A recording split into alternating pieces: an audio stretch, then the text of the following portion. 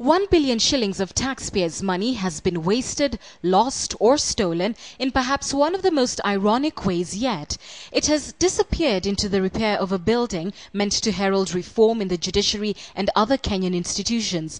The Milimani Law courts, which should signify the change to respect for law and order, are now a symbol of graft and shoddy workmanship. We intended to construct an ultra-modern building.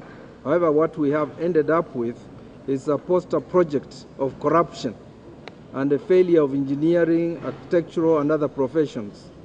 The quality of this work demeans the advances made in the architectural and engineering professions, even though members of these two professions are themselves guilty of bringing a disrepute to their disciplines through this iconic symbol of incompetence and greed.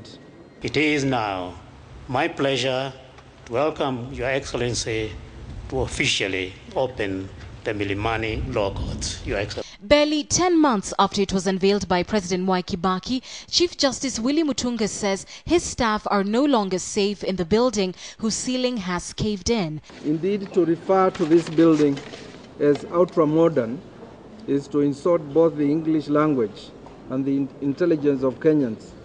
And one can see his point. Door handles in almost all floors have broken down, lifts including the VIP ones stopped working, and the water leakages are triggering electric faults. The refurbishment of the building was initially to cost 600 million shillings, but the final bill came in at over 1 billion Kenya shillings. All for what, one may ask? On two occasions when the ceilings caved in, the courts were not in session, but the third time, a police officer on duty was hurt.